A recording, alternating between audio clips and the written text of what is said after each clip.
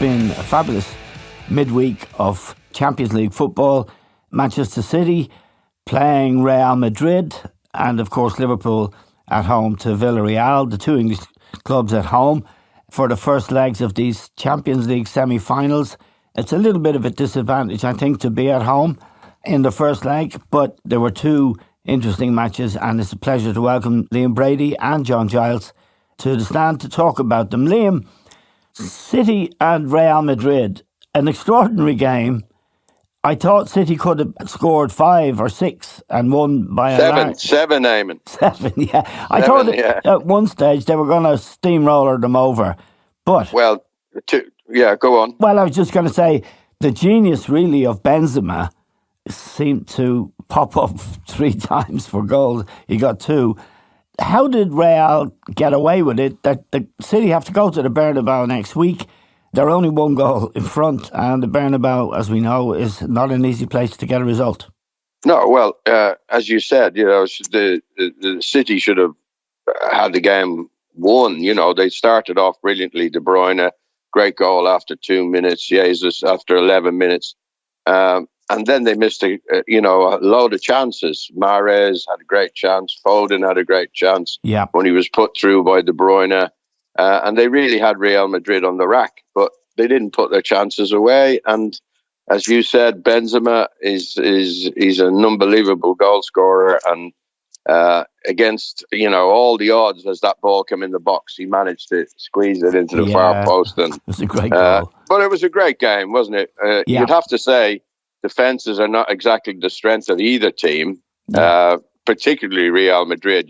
We saw Chelsea score plenty of goals against them and miss a lot of chances as well, have a couple disallowed. Yeah. I think Madrid have been getting away with a bit through Benzema and through Modric, Eamon. Yes. I think those two have kind of carried them to this far. So it's all to play for in the next round, but or in the next leg, but really looking forward to it, because the standard of football going forward, I would say, has been brilliant. Defensively, a lot to be desired from both teams. Yeah, John, we were talking during the game. I think we both felt that City they were 2 goals ahead of Madrid 3 times in the match. And it was really, especially the first half hour, City at their very best, wasn't it? Yeah, once they're attacking, Eamon, and they got a couple of goals early on, it looked like they were going to run away with it. Yeah. But you have to defend as well. Eamon, it's a very, very entertaining game. There's no doubt when you've got a lot of goals in it.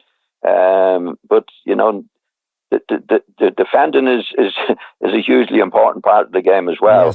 Yes. And City didn't do that. They missed the chances, as Liam said, plenty of chances to finish them off. Didn't do so.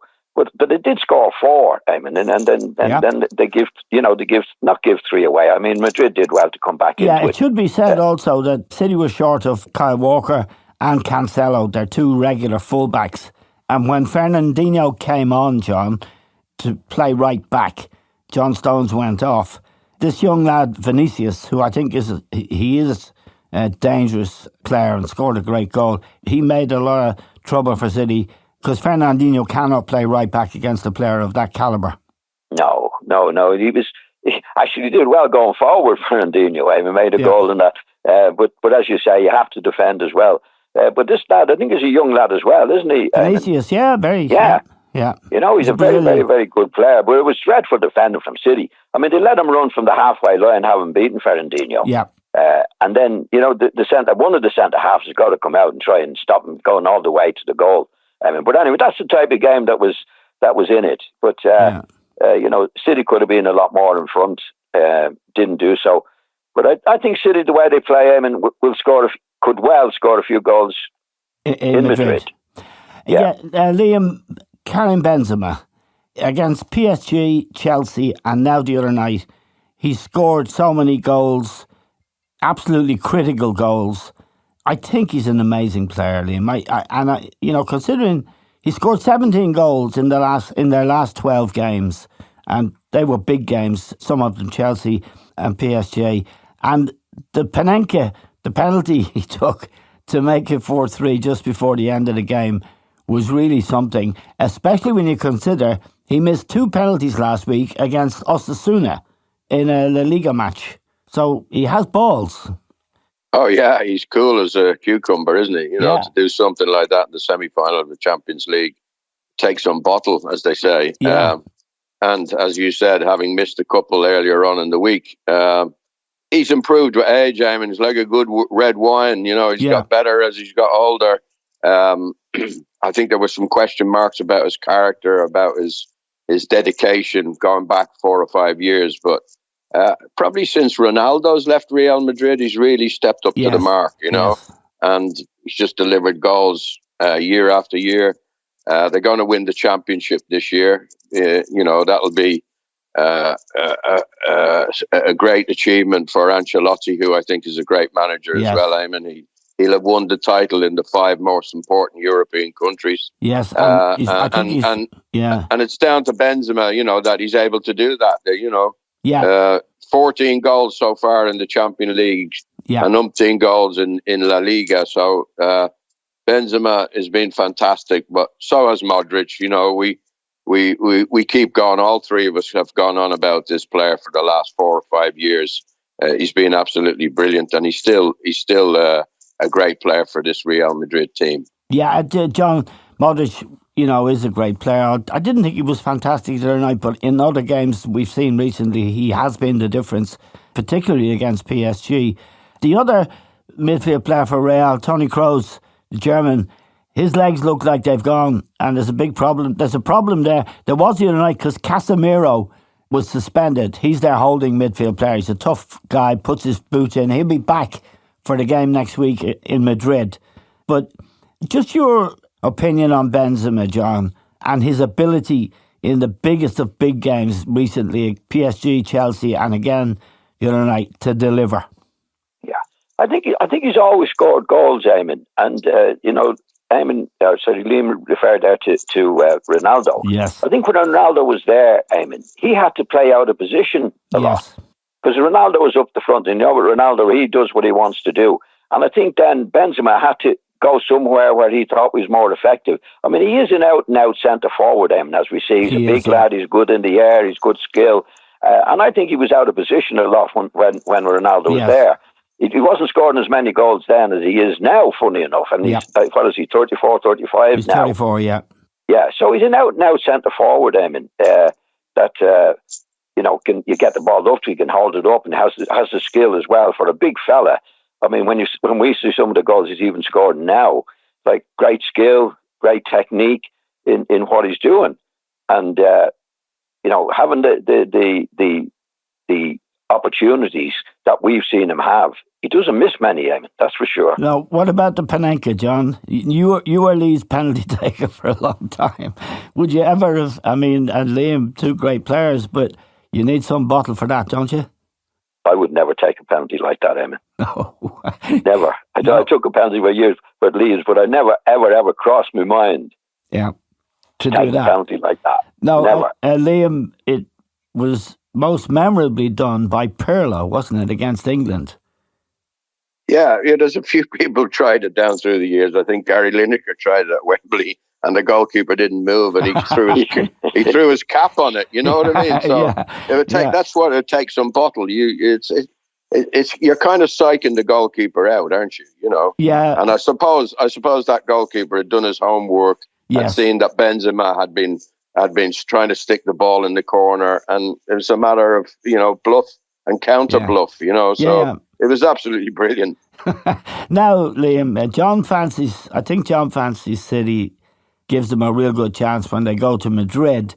Casemiro will be back, which I think is huge for Madrid's midfield. He'll sort of put a bit of steel in there where Modric and Kroos are. How do you see the second leg of that going? Well, very much the same as the Chelsea game. You don't know. It's not over and done with. Because Real Madrid are so poor at the back. Yes. And let's not forget, it was only a couple of years ago that Man City went to Madrid and won, I think, and Kevin De Bruyne was outstanding. Yes. City definitely have the players, but it's whether they can cope with the pressure. They haven't won the Champions League under Guardiola. Well, they've never won it, but it's the holy grail, isn't it? Yes. To Man City and Guardiola and Abu Dhabi and Etihad and all these people from the Middle East to go and win the Champions League. That's what they've invested their money for, Yeah. And the pressure will be really on. But they have the players to do it, Eamon, particularly going forward. Yep. We saw what Chelsea did to Madrid a couple of weeks ago in Madrid. They scored 3 goals, could have scored more. So I'd be in John's corner. I'd be saying still in Man City's favour, but you got to factor in Benzema, the Bernabeu, and Modric and Ancelotti. His substitutions in games previous, have been brilliant, spot on. Yeah, so all those factored in, it's going to be a brilliant second leg. John, just like before we move on to talk about City's team, significantly or interestingly, the £100 million player Grealish on the bench, Raheem Sterling on the bench, regular starter in the England team, John Sterling, and Grealish has come nowhere near justifying that amazing fee. I thought it was way too much. I think all of us probably did. It's significant. He wasn't even, on the pitch. Yeah, Grealish, he hasn't been playing well, Simon. Sterling hasn't been playing well. He's now and again he played better for England. I don't know what is in his head.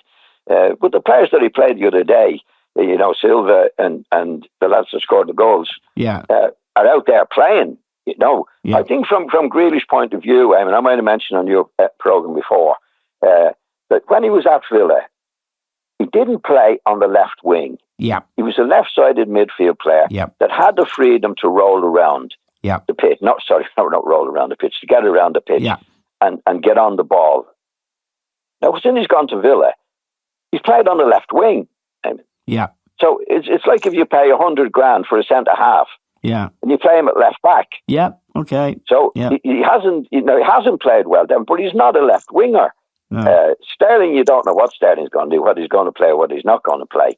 I think Pep is right to put the players in that he did the other day. He knows he's going to get what he's get from it, which is a bit of effort. And again, going to the way City play, going back to going to Real Madrid next week. I don't think Pep is going to be doing tactics about we play so many at the back and that. I think they'll just go out and play the way they played the other night, or try and play the way the other night. That's why I fancy them in Madrid. I can't see them not scoring in Madrid because I don't think they're going to shut up shop with the goal that they have, Eamon. No. I think they missed chances the other day, and I think they will create more chances in Madrid than Real Madrid themselves. Yeah, just before we move on away from that match, Bernardo Silva's goal was absolutely unbelievable. Courtois, the goalkeeper, couldn't even move, and he's a great goalkeeper. I know, it was a great goal. And the referee has to deserve a huge amount of credit for playing the advantage. De Bruyne had been fouled. Yeah. And maybe Courtois was caught out a bit by that because it was such an obvious foul. Maybe he just switched off for a second and thought, well, this is going to be a free kick. But Silva, went on to do a marvellous little dribble and then smash it in at the near post. It was a great goal. But the Champions League this season, particularly the knockout stages, have been brilliant, Eamon. Yes. And I'm really looking forward to the 2 games next week. And of course, Liverpool, having done what they did last night, look certainties to be in the final. John, just let me pick that up. Liverpool's performance against Villarreal last night. Villarreal, we have to acknowledge, they knocked Juventus out, but Juve aren't what they were. And they also knocked Bayern Munich out. Now, Bayern Munich just won their 10th successive Bundesliga. And, they have Lewandowski, who's a great goal scorer. But Villarreal knocked them out. They weren't really able to compete with Liverpool in the end, John. But it was hard work breaking them down for Liverpool. Well, it's always hard work breaking them down, Eamon, but they never looked like they were going to do it, really. No. They never looked like they were going to score against Liverpool. No shots on target in 90 minutes. Well, they're not going to score then, Eamon. But, Liverpool were very good again, Eamon. Like, that's the last 2 matches they played, that I've seen them play anyway, in the league match last week against Everton. Probably needed patience, and it was a difficult game, but they came through, and they're getting somebody all the time to do what's like Robertson scored in last week. And I think they've been very, very impressive, particularly in these last two matches, to do what needed to be done in different ways. They needed to be patient last night, and they were. Yes. And they're very good. They didn't give the other team a shot on goals. So I think Liverpool are at their peak now, just at the right time for to do what needs to be done. Right. John, can I ask you a question, John? Yeah. Right. So a few weeks ago, I rang Eamon. We were talking about Liverpool, and I said I don't fancy this Thiago guy. He just didn't. He just didn't do it for me, you know. Yeah. And I was going on about I'm still missing Wijnaldum. Well, really, since I made that statement to Eamon, the guy has been outstanding, hasn't he? What's your opinion of him, having been one of the great midfield players? What's your opinion of Thiago? Well, I think when he first came last year, Liam, I think he walked into a situation where Liverpool weren't playing well. And he was a new player, and everybody expected a lot of him, myself included. And it didn't happen. But I think this year, since he's settled in at the club, the team is doing particularly well. He has the ability to do most of the stuff that needs to be done, and he's doing it.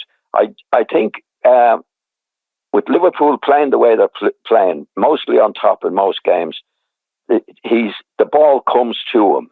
And when the ball comes to him, I think he's able to distribute it extremely well.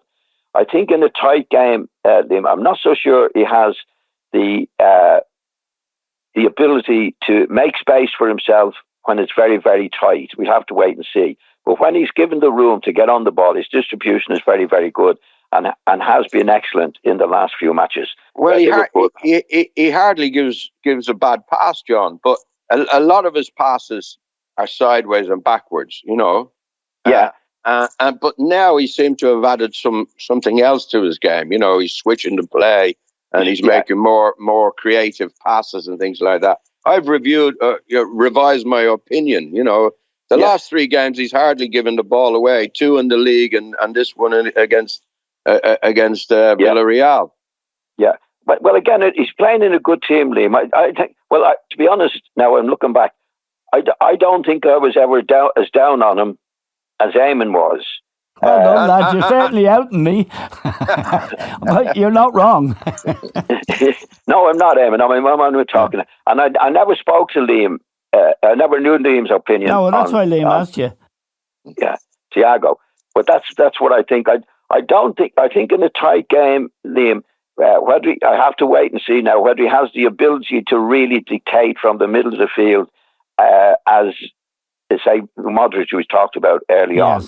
But I think with Liverpool on top, I've watched them a lot, and I think, well, in some position, I think, no, you should be across there, you should be deeper. But Liverpool being on top and playing as well as they are playing, when he gets on the ball with space, he is able to distribute it in the way that he has done in the last few games. Yeah, Eamon, I've revised my opinion. Have you? Yeah, I have revised it, and I'm glad you asked me that question. I'm glad you outed me because I was quite vehement about it. I didn't like him in the team. I thought he wasn't good enough. I thought he was a fanny merchant with the hips and the passes and all of that. But in the last month, I think he's acquired massive confidence because I think he knows now that he's in their best team. When Klopp picks a team, he's in it. He's had a lot of experience. He was at Barca with Pep. Then Pep took him to Bayern Munich. And I always thought, maybe John did and you did a little bit as well, sideways passes, obvious passes, but no real substance. But he's been outstanding in the last month. And I'm prepared to say I was guilty and may well be wrong. No, I was semi-guilty. Yeah, John. John. No, I wasn't in love with him, Eamon. No, you know what I mean? Weren't. But I thought, first of all, I thought he was going into a difficult situation last year when Liverpool were at the worst for years, and the ground was empty and all that stuff. Yeah, you know, he picked up a bad injury in his first season at Everton. He did. Yeah, he did. Yeah. You know, he he's and it does take lads, as we know, Eamon and Liam, to settle into a club. Particularly when he wasn't being picked regularly either. You know, I think Liam said that there, which is another point to get his confidence and play the way he's playing at the moment. Right, and I'd like to ask both of you about Luis Diaz and Konate, the centre half. Liam Diaz, they bought for nothing, 37 million. I think that was his release clause from Porto, I think, or Sporting. But every time he's on the ball, he looks intelligent. There's danger. He's a real good player, isn't he? No, he's an absolute brilliant player. Yeah, like the Liverpool's record in the transfer market in the last 5 or 6 years is second to none anywhere in Europe. You know, Barcelona have spent millions, zillions, so have Real Madrid, Bayern Munich, but nobody's done it like Liverpool have done it. You know, and this is another one to the long list of great signings they've made. Yes. You know, Alisson, the goalkeeper, Van Dijk. You know, and go on for Mane, Salah. And this fella is another one. He was very, very dangerous in the first half against Villarreal. Went close twice, cutting in from the left. He's got more pace than Jota, but they've got some squad of players. You know, to be able to bring Jota on or Origi on when people are getting tired in the last 15, 20 minutes is a huge advantage. And that's all down to their record in the transfer market. It's been second to none. I don't know how they're doing it, but they're doing it brilliantly. Well, the guy in charge of it is a guy called Edwards, and he's left the club now. He's been headhunted by somebody else. John, just a word about Konate, the centre-half. He's 22. They bought him cheaply as well from Leipzig, I think, and he looks a seriously sound player. Good defender, comfortable with the ball at his feet, 22 years of age, and centre-halves get better as they get older, don't they? Oh, yeah, he looks very, very good, Eamon. Yeah. You know, he's a big, strong lad, and he covers the ground well. Yeah. You know, he's good. He's good on the ball. So I'm surprised that Manchester United, Eamon, didn't go to Liverpool for them to get the good buys. When you think of the money, I'm talking off a little bit now. Yeah. When you look at the money that Manchester United have spent, Eamon, in relation to Liverpool and what Liverpool have, and what Manchester United don't have, is absolutely amazing. Well, Liam has just underlined that, and several times on this podcast, Liam has identified their recruitment and the brilliance of it. And that goes back as far as Mo Salah, Liam, who was playing for Chelsea. Yeah, Salah, Mane, you know, there's only one really homegrown player is Trent Alexander. Yeah. Henderson was bought by Kenny Dalglish when he was for 20 million. The manager. That was a lot of money. It was a lot of money, and it didn't look like money well spent for a long time. But since Klopp came in, Henderson has been a real leader and a real contributor to the success of Liverpool. But you know, across all areas of the pitch, whether it's the goalkeeper, the central defence, midfield, and front, the recruitment has been second to none. No club can match them. No. Just before we finish, Liam, I'd like to ask you and John about, we didn't get a chance to talk to you on Monday, Liam, about the Arsenal-Man United game. A 3-1 win for Arsenal, and quite an important win, actually, because they have a real chance of Champions League football by finishing fourth in the table. Fernandes missed a penalty, and I thought Arsenal were, by the standards you'd expect of them, weren't great. Well, they weren't great defensively. They were good going forward, Arsenal, as were Manchester United. I thought Ronaldo was excellent. He was, all day. Scored a really good goal. That's my first time to see him live for a long time, and I was really impressed with how he looks, how he moves, you know, how he keeps the ball. And his goal was a bit like Benzema goal, you know, an opportunist goal, really good goal, instinctive goal. Manchester United at the back were diabolical, Eamon. Diabolical. And that's the only reason Arsenal won, is that we were pretty poor at the back as well, but Man United were worse. And of course, Fernandes missing the penalty, you know, that could have swung the game but he did a fancy dance stuff, didn't he, going up to kick the penalty. He was terrible during the match. I know John's been on his case for a few months now, and John is absolutely right. He was very, very bad. He was arguing with the referee. He should have got sent off for a really bad foul. and they made him captain. I think he was captain on the day, So he was, because Old Trafford. And no disrespect to Man United fans who listen to the podcast, but it's a mess on and off the field, as we've been saying for a long time. Yeah, John, there's no doubt about that. And Paul Scholes gave the game away in a sense. He also put Jesse Lingard's head on the line. On the BT Sport last week, after that game, Paul Scholes said that Jesse Lingard had told him that the dressing room was a disaster zone and a terrible place to be. I mean, Lingard hasn't been a regular in the team, and it's questionable whether Paul Scholes should have, revealed a private conversation. But it's this guy, Eric Ten Hag, he's taken on an almost impossible task, isn't he? Yeah, it's a very, very difficult task anyway. Yeah. I mean, he needs to get in control of the situation if they allow him to be in control of it.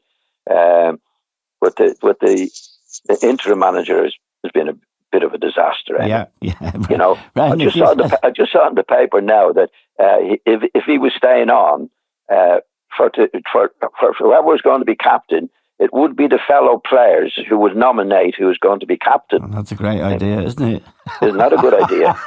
So the fellow who would be the most popular, with his fellow players would get it, not the one who's best. Yeah, I mean, and there's only one person can pick the captain, and that's the manager. Absolutely, yeah. And so that's only a small item or a fairness, but it shows you what's going on. Yeah, Eamon. There, yeah, and just to add to what Liam said about Manchester United fans who listen, all of us, I think, are big fans of Manchester United. It's a great club with a great history, and the Premier League is all the better. I'm sure you'd agree, Liam. The Premier League and football in general is all the better if United are doing well, because they're such a great club with a great history. Yeah, but it just shows you how things can change so quickly, Eamon, Yep. Look at Arsenal after Arsene Wenger. Yes. Still treading water somewhat, although we have a chance of getting into the top four. Yeah. Man United, what is it, 5-6 years since Fergie's gone? Yeah. You're not a sniff of the league title. I know they finished second one season, but they were way behind. And look at Liverpool, after what happened at Liverpool, when the boot room boys went, Shankly and Paisley and things like that.